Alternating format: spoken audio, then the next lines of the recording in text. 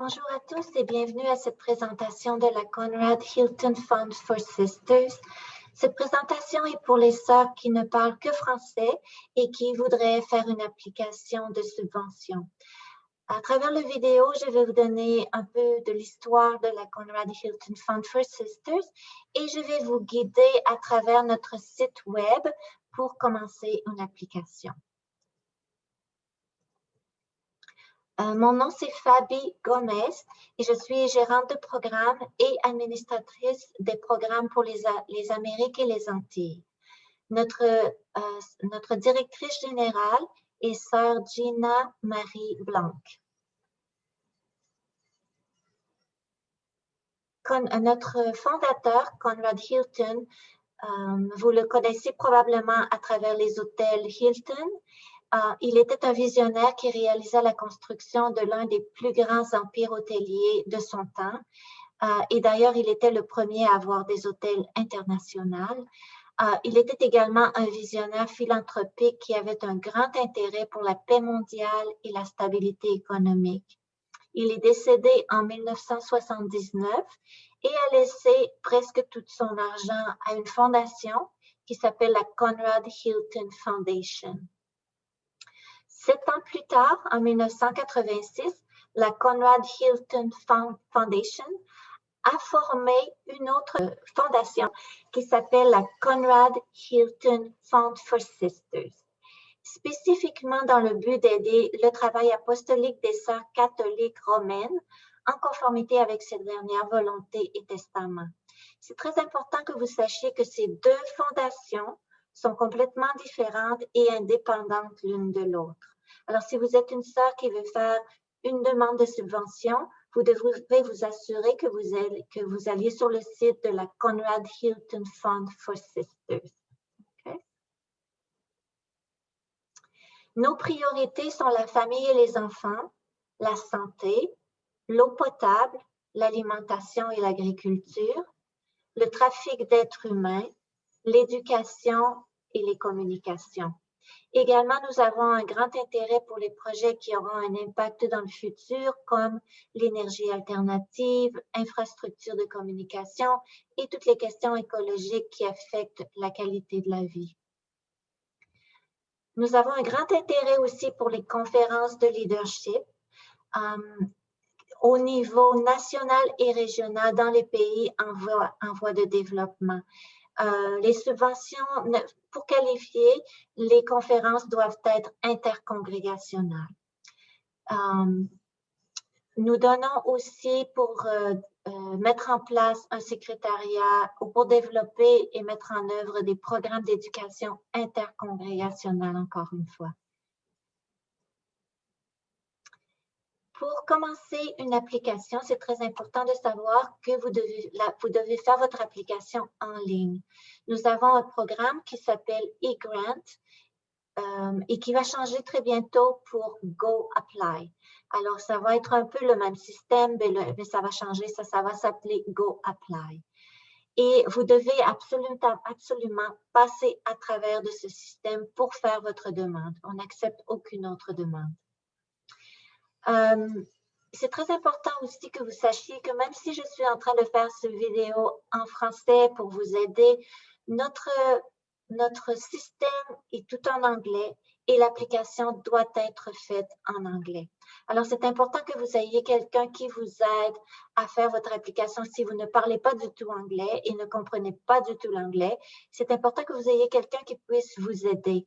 Vous n'avez pas besoin d'avoir un traducteur, mais juste quelqu'un qui peut vous guider un peu dans les questions pour que vous puissiez bien répondre. Parce que c'est très, très important de lire toutes les instructions. Et ce qui arrive, c'est qu'on reçoit beaucoup d'applications et on les vérifie une par une. Et quand les questions sont bien répondues, ça va vite et on les passe et on va à la suivante. Mais quand il y a beaucoup de problèmes et que les questions ne sont pas répondues vraiment, on doit les mettre à part et continuer parce qu'on en a beaucoup jusqu'à ce qu'on ait tout fini. Et ensuite, on retourne à celles qui avaient beaucoup de problèmes et on peut les demander à la sœur de faire des corrections et des choses comme ça. Mais encore une fois, tout ça va se faire en anglais. Alors, c'est important que vous ayez quelqu'un de confiance à qui vous puissiez parler et qui puisse vous guider à travers le procès. Je vais maintenant aller sur l'Internet et je vais commencer à faire une application pour vous voir comment le faire. Je ne vais pas vous donner notre site web, je vais vous aider à le chercher. On va faire une recherche. Alors, on va chercher Conrad Hilton. Ah, bien sûr, ça m'apparaît parce que je l'ai déjà cherché. Mais quand vous allez le faire, vous allez voir qu'il va vous apparaître aussi Conrad Hilton Foundation. Il va vous apparaître plein de choses. C'est très important que vous n'alliez pas à Conrad Hilton Foundation, mais que vous alliez à Conrad Hilton Fund for Sisters. Une fois que vous y allez, Conrad Hilton Fund for Sisters, vous allez voir notre site web. Et vous allez voir tous les millions de dollars qu'on a donnés depuis 1986, le nombre de pays qu'on a aidés, nos priorités et le nombre de congrégations que nous avons aidées. Ces numéros sont beaucoup plus grands maintenant et n'ont pas été actualisés.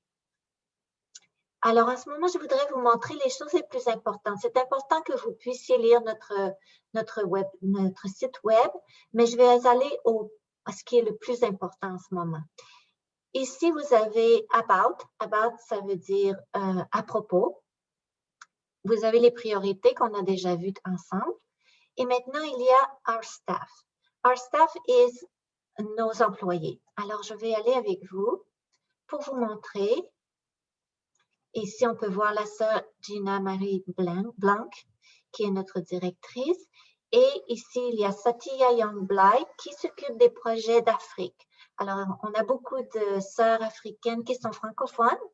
Et si vous voulez, si vous avez des projets, vous devez contacter Satya Youngblood. Moi, Fabi Gomez, je m'occupe des projets qui sont dans les Amériques. Alors, je peux aider les sœurs d'Haïti en français. Luna s'occupe de l'Asie, l'Océanie et l'Europe. Maintenant, je vais aller sur Grants. Grants, c'est les subventions. C'est où vous allez trouver toutes les informations pour faire votre application. Le premier point, c'est l'application, c'est pour le procès d'application. Ça, c'est un point très important. Qui est éligible à nos subventions? Alors, je peux vous le dire tout de suite, il faut que ce soit des sœurs catholiques reconnues par l'Église catholique. Les priorités, on les a déjà vues.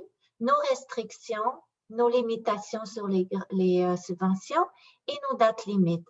Alors, je voudrais voir ces 3 points-là avec vous en ce moment. On va aller sur les restrictions. On a 4 restrictions. La première, c'est que nous donnons notre limite de subvention est 25 000 $. Alors, si vous nous envoyez une subvention et une demande qui est plus que 25 000, elle va être rejetée immédiatement. Deuxième, nous ne pouvons pas donner pour les besoins internes à une congrégation.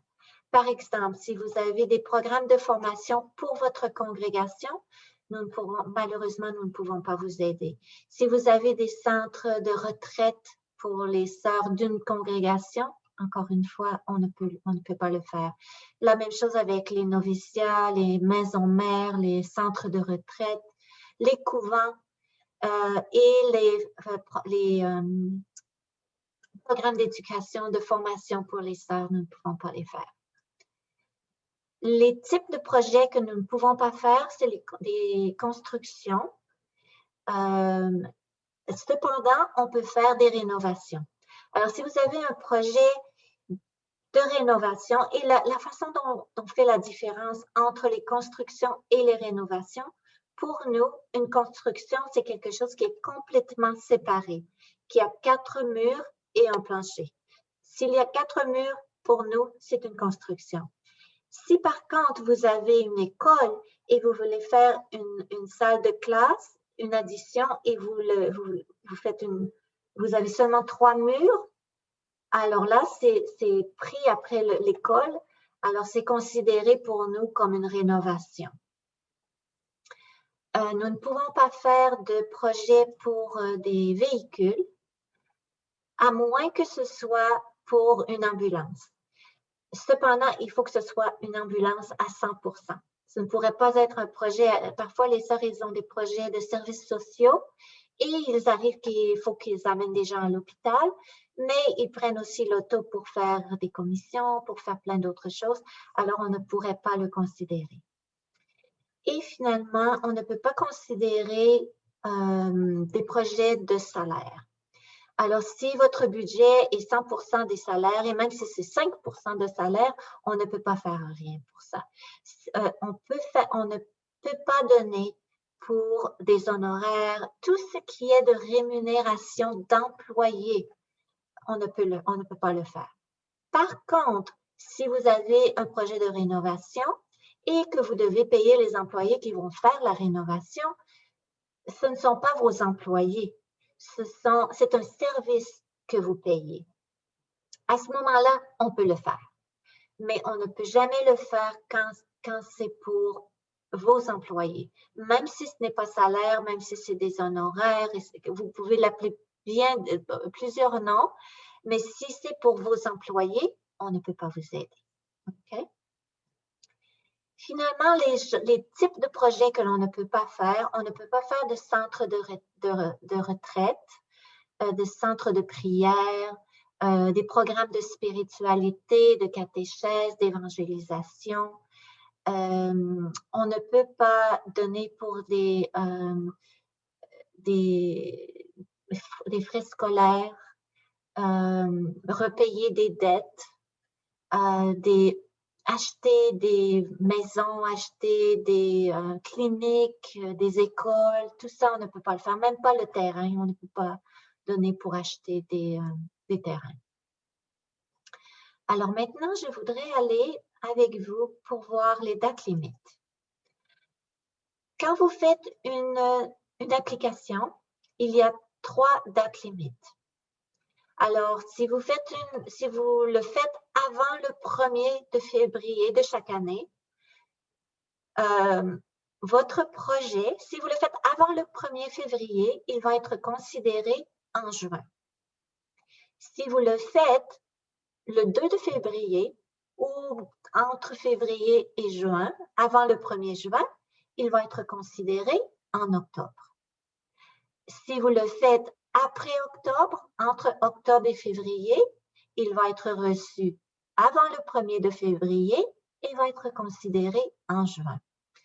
Cela veut dire que vous avez à peu près à attendre 5-6 mois pour recevoir la subvention quand vous faites une application. Maintenant, je vais vous montrer, je vais aller dans les limites de subvention. Et c'est la dernière chose que je vais voir avec vous. Quand vous faites une application, quand vous faites une application, vous pouvez en faire seulement une par année. Alors, si votre application a été reçue en février et considérée en juin, vous la recevez vers la fin juin, par exemple, toute l'année, vous ne pouvez pas faire d'autres demandes de subvention. Vous devez attendre que celle-là soit terminée. Une fois qu'elle est terminée, vous devez faire votre rapport final et tout ça prend du temps et vous pouvez penser que vous pourriez demander des subventions à chaque 2 ans, plus ou moins. Le deuxième point, c'est que chaque organisation est éligible pour recevoir 3 subventions dans une période de 10 ans. Alors, si vous en recevez un à chaque 2 ans, quand vous avez reçu la dernière, vous avez 6 ans, alors vous ne pouvez pas en demander jusqu'à ce que vous ayez accompli les 10 ans, dans la période de 10 ans. Après ça, vous pouvez encore redemander. OK? Et finalement, chaque congrégation peut demander un projet par réunion, par pays. Alors, vous vous souvenez quand je vous disais, si vous le soumettez avant le 1er février, il va se considérer au mois de juin. Alors, la réunion de juin, par exemple, si votre congrégation par exemple, si vous êtes les Sœurs de Notre-Dame à Haïti, alors vous pouvez seulement soumettre un projet pour les Sœurs de Notre-Dame à Haïti en juin. OK? Et en octobre, vous pouvez en soumettre un autre. Et c'est toujours comme ça. Un projet par réunion, par congrégation, par pays. OK? Et finalement, pour terminer, si vous allez à la première application, le procès d'application, et vous lisez toutes les instructions, vous allez voir que c'est ici que vous allez trouver l'accès à eGrant pour commencer votre application. OK? Mais je veux retourner ici à notre présentation et je veux terminer en beauté et vous dire quelque chose que Conrad Hilton a écrit dans son testament. Quand il est décédé, dans son testament qu'il a donné à la Conrad Hilton Foundation, il leur a dit « Soyez toujours prêts à abriter les petits-enfants de vos œuvres de charité. Soyez généreux avec leurs écoles, leurs hôpitaux et leurs lieux de prière. Avant tout, aidez à leurs protecteurs et défenseurs, les sœurs, car elles consacrent leur vie et leur travail avec un grand amour pour le bien de l'humanité. Elles sont pour moi celles qui méritent le plus de l'aide de la Fondation. » Conrad Hilton. Alors, comme vous pouvez voir, comme notre fondateur, nous sommes pareils. Nous voulons aider les sœurs le plus possible. Et j'espère que ce petit vidéo va vous aider à pouvoir commencer. Dans le futur, on va faire encore plus de vidéos pour vous aider encore plus et on va vous aider dans tout le procès de faire l'application. C'était le numéro 1, le premier, le plus de base, mais c'est un début. Et on a vraiment hâte de voir vos projets et on est toujours très, très heureuse de pouvoir vous aider et de pouvoir collaborer dans ces projets d'amour que vous faites. On vous remercie beaucoup de tout cœur et n'hésitez pas à nous contacter. Merci. Au revoir.